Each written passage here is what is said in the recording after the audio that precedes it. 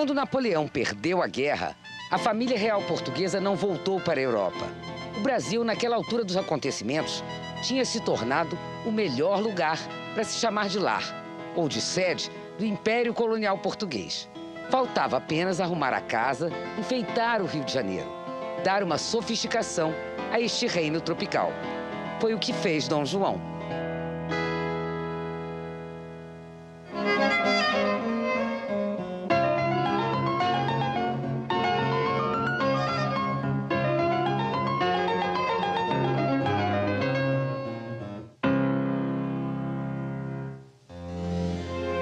Em Viena, um congresso reuniu os representantes de todos os países envolvidos nas guerras napoleônicas. Era preciso determinar o futuro da Europa, negociar os tratados de paz.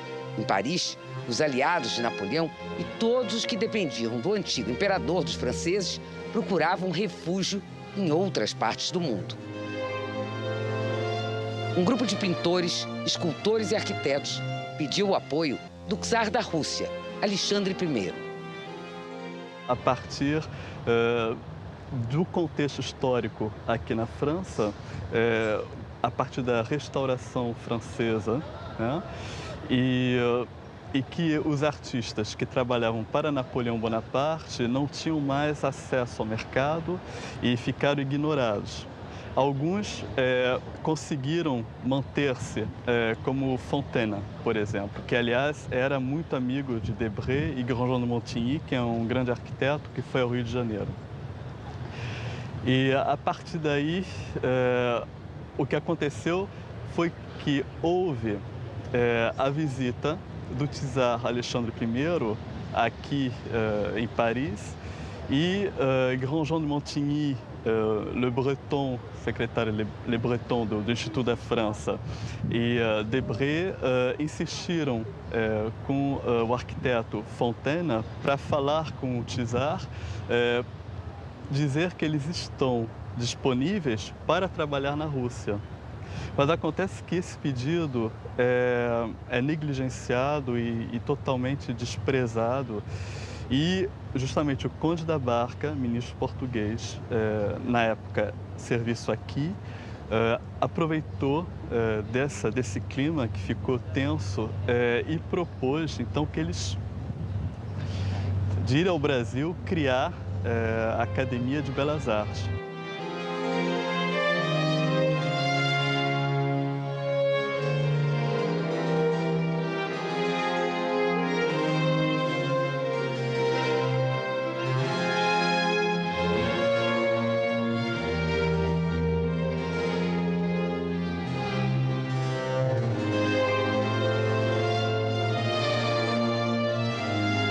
Um dos primeiros a aceitar abrigo na corte tropical foi o pintor Nicolas Antoine Tonnet,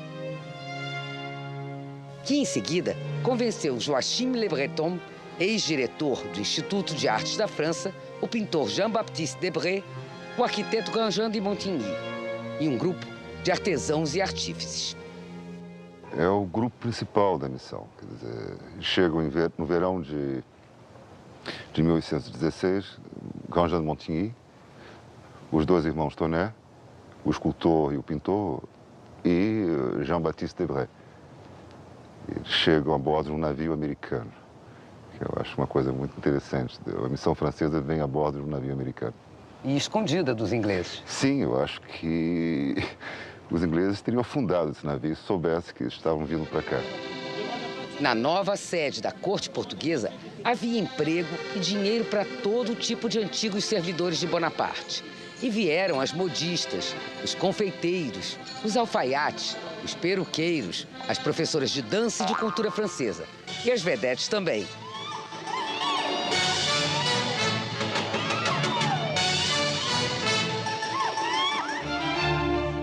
No Rio, a Rua do Ouvidor é a primeira a se afrancesar, com seus sobrados e lojas que ofereciam um festival de produtos europeus. Uma nova moda iria tomar as ruas. As mulheres já podiam passear com seus vestidos de corte império, uma versão mais tropical do que se usava em Paris. Surgiam cafés, hotéis, restaurantes e até as padarias passaram a fazer pão como na França. As sacaduras e os pães saloios dariam lugar aos croissants e pãezinhos franceses. Criaram-se as hospedarias, as estalagens.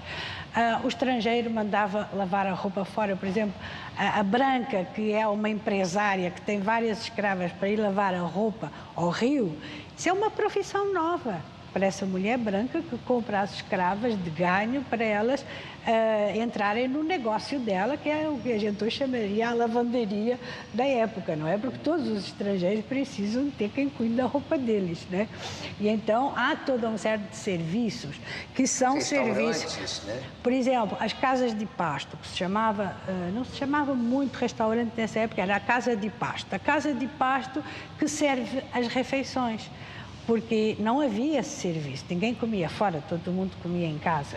Então tem que haver um serviço para atender esses que vêm de fora e que não estão instalados na sua casa com os seus escravos, com tudo isso, que precisam de comer, ou na hospedaria, ou na casa de pasto, em algum lugar. Então surgem profissões novas. O fabrico do pão torna-se uma exigência do cotidiano.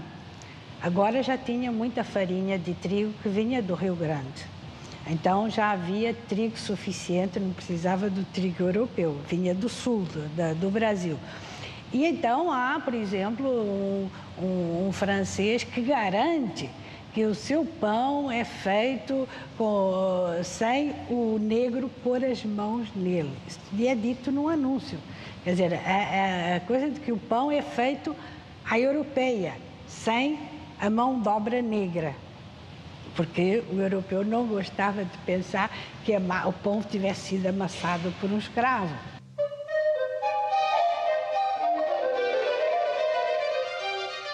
Além de modificar o cotidiano do Rio, os franceses principalmente e outros viajantes iriam também deixar para sempre, em memórias de viagem, gravuras e telas, a mais completa documentação do Brasil daquela época. Um país que mudava num ritmo estonteante.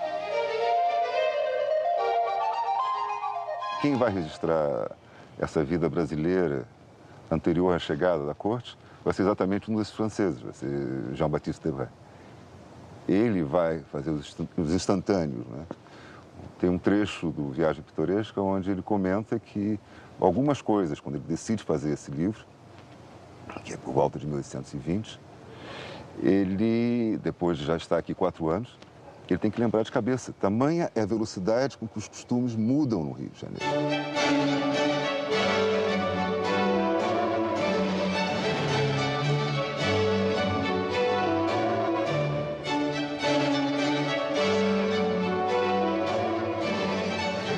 Nas ruas do centro do Rio, Debray iria descobrir uma cidade que juntava nobres, damas, funcionários da corte, gente comum e uma maioria de negros, escravos ou libertos, vindos de diferentes nações africanas, com tipos bastante diversos e que ainda se vestiam de acordo com sua origem. Essa mistura colorida e exótica encantou o pintor.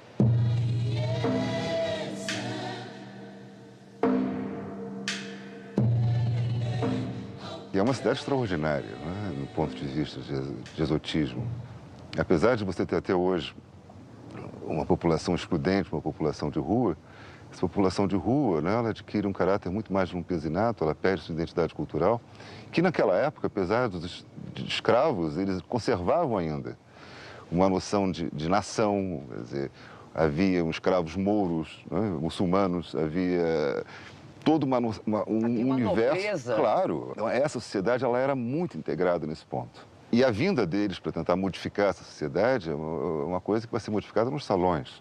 Então ele vai modificar o comportamento das elites. O cotidiano vai durar ainda bastante.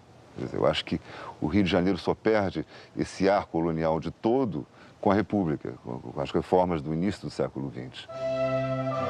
Jean-Baptiste Debray foi uma espécie de repórter. Sentado nas esquinas, documentou a lápis e a carvão, em cadernos, esse cotidiano das ruas, os escravos vindos de cada nação africana. Em telas, iria retratar o luxo da corte. São dele os quadros que retratam a aclamação de Dom João, a chegada de Dona Leopoldina, Dom Pedro, Dona Carlota, as damas do Brasil. pintor da corte, Debré, foi o autor da tela que retrata a aclamação de Dom Pedro I, nos mesmos moldes do famoso quadro da Sagração de Napoleão Bonaparte, pintado por seu professor Jacques-Louis David. Ele desenhou também a bandeira do Brasil independente.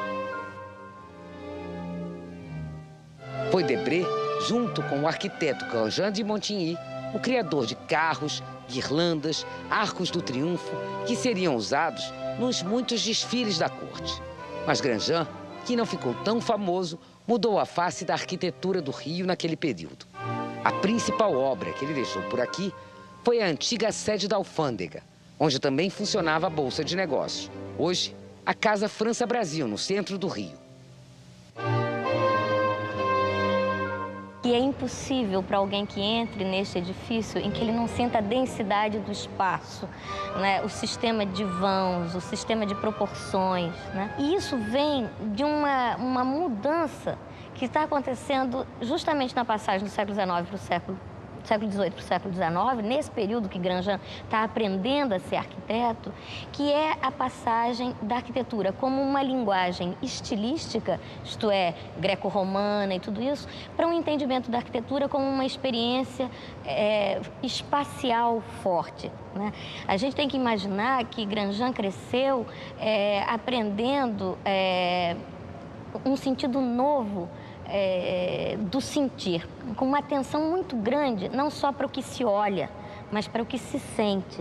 E a ambição desses arquitetos, desse momento de Grandjean, de alguns arquitetos que o Grandjean está seguindo nesse período, é justamente de fazer com que a arquitetura seja uma experiência que eu sinta os planos, eu sinta os vãos, eu sinta o côncavo, eu sinta o convexo, eu sinta o alto, eu sinta o baixo. O espaço fala. E isso é o espaço. É isso que ele traz aqui nesse prédio, é isso que a gente sente na casa dele, na Gávea, né? É uma arquitetura muito depurada, ela é muito mínima, minimalista, né? Muito simples nos seus detalhes decorativos. Por quê? Porque o que está sendo pensado por ele e que ele quer que a gente observe é essa relação de proporções, de planos, de geometrias simples e complexas e que permitem que esse edifício seja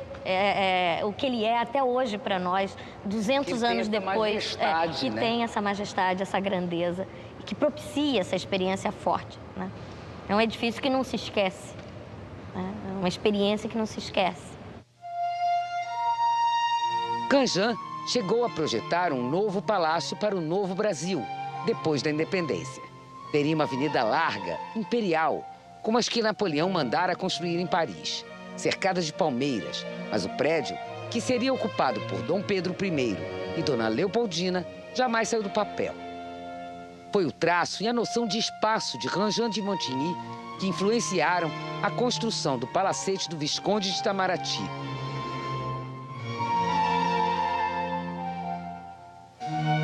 A Casa da Moeda, hoje Arquivo Nacional, foi baseada em esboços de Grandjean.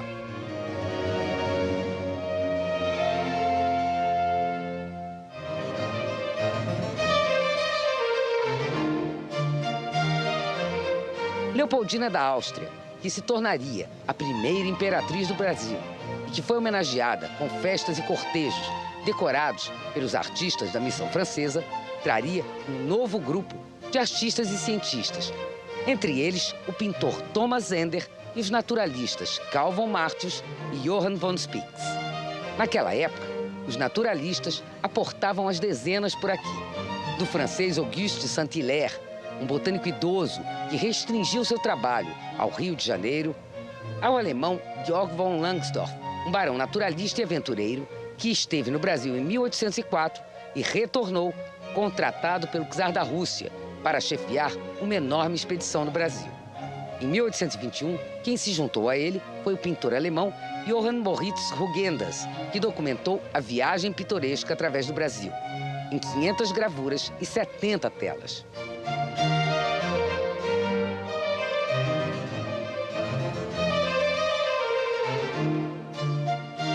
O príncipe da Renânia, Maximiliano von Neuwied, foi mais um naturalista que viveu por aqui.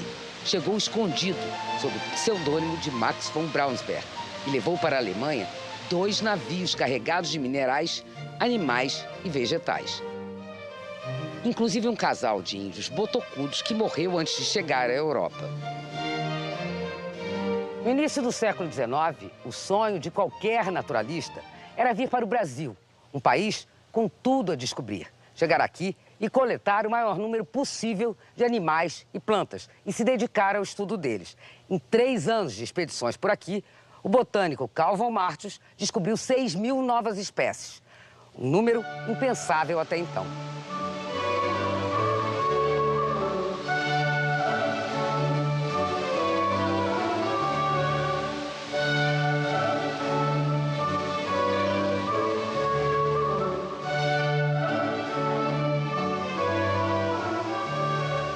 E eles começam a fazer um tipo de ciência muito moderna para a época também, né?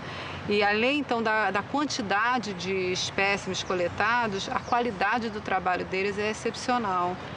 Basta a gente ver os livros que eles produziram. Tem os livros de imagens detalhadíssimos, com os melhores desenhistas da época. Eles aqui recolhiam as plantas ou os animais, levavam, né, para a Europa, e lá vários artistas se debruçavam sobre o material. E então, além desse material iconográfico, a gente tem um material também de descrição textual magnífico, né? E eles eram muito precisos. E é interessante que eles tinham um trabalho que era muito rico, é um pouco diferente, talvez, do cientista de hoje em dia, que hoje em dia a gente tende a só estudar um aspecto das questões. Então você se especializa num assunto e só entende daquilo. E naquela época não, eles tentavam dar conta do todo. A viagem de von Martius e Spix começou em torno do Rio de Janeiro. Os naturalistas fizeram expedições a São Paulo e Minas Gerais, de lá ao sul do país. E depois disso, organizaram mais longa e perigosa viagem. Pelo Nordeste, chegaram até a Amazônia, a nascente do rio Juruá, uma região pouco explorada até hoje. O botânico, na época, ele não era só um taxonomista, ele também buscava compreender o solo, a região onde a planta estava inserida, o tipo de clima que era necessário para que ela sobrevivesse, a interação das plantas com as outras em volta, tanto que ele buscava sempre descrever também as paisagens em torno das plantas que ele coletava. E essa questão da alimentação é fundamental, né, do tipo de nutrientes que a planta precisa, etc. Até porque eles tinham sempre essa perspectiva de estudar as plantas na história. O Martius, ele tinha um olhar que incluía o tempo também. Então, por exemplo, quando ele descreve os indígenas brasileiros, ele, através das plantas que os índios cultivavam, ele conseguia ver há quanto tempo aquela planta era domesticada pelos índios, ou um animal, por exemplo. Então, ele via, por exemplo, também as possibilidades de transplante de uma planta de um lugar para o outro, que os homens podem fazer isso, né, a partir da seleção, a partir do cuidado. Então, quando ele viu uma população humana se relacionando com plantas, ele também via a história desses humanos com essas plantas. De volta à Alemanha, Spix morreu em consequência de uma febre tropical. Von Martius publicou os 3 volumes sobre as viagens da dupla e estudou a flora brasileira até os 84 anos. Seu maior trabalho, os 40 volumes da Flora Brasiliensis, uma obra de referência na botânica até os dias atuais. As coleções botânicas, zoológicas e etnográficas que eles fizeram são de tamanha importância que são referência ainda hoje. E é absolutamente notável como eles foram homens sensíveis, capazes de reconhecer a importância desse acervo, de cuidar desse acervo, transportar esse acervo. A coleção do Martius deu ensejo para a publicação, anos depois, da Flora Brasiliensis. Botânicos, ainda no final do século XIX, alguns botânicos diziam que o Brasil tinha sorte de ter a flora brasiliensis, que muitos países tropicais não tinham uma iniciativa semelhante. O Márcios, ele não faz a flora sozinho, ele, na verdade, ele articula dezenas de pesquisadores. Então, junto com a descrição de muitas espécies, ele fez também revisões taxonômicas de praticamente todas as espécies conhecidas para o Brasil na época. Então, aquilo se torna uma referência, se torna uma espécie de marco zero da botânica brasileira.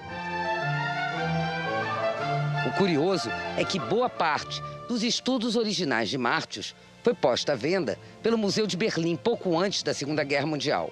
O cientista Emílio Geld comprou a coleção para o Instituto Geld, no Pará, onde até hoje está preservada. O pouco que ficou em Berlim foi destruído num bombardeio durante a guerra.